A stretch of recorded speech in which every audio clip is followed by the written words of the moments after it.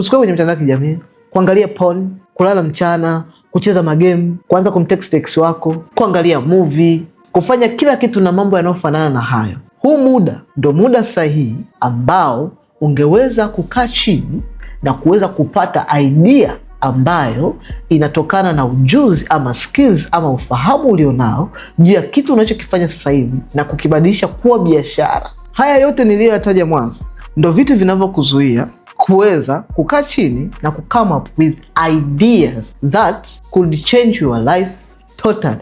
Kwa sababu gani? Ukitaka kitu unakipata. Kwa mfano mtu akikwambia, bwana, kuna idea hii fulani, ukifanya hii kitu kuna 1% kupata. Ukiwa haukihitaji utasema 1% rafiki yangu kati ya 100. Hii ni ngumu. Lakini ukiwa unakitaka hicho kitu kwenye 1%, jibu utakalosema ni okay. Yani utajiambia sasa, let me try this, nijaribu. Naweza nikapata kwa sababu kuna 1% kupata, hata kama ni 1, lakini ipo chance ya kupata. So, nimeandaa platform maalum inaitwa MBH. Huku ndani ukijiunga na hii platform, tutakufundisha ni kwa namna gani ya kuweza come up with ideas kutoka hapo ulipo. Ujuzi unao, skills unao, degree, diploma, everything ulionacho. Hicho tutakufundisha ni kwa namna gani unaweza kutengeneza pesa kupitia skills ama ujuzi ulionao hapa online, wherever popote ulipo. Na nimeandaa platform hii, utajiunga hapa online na utajifunza hapa online na utatengeneza pesa hapa online.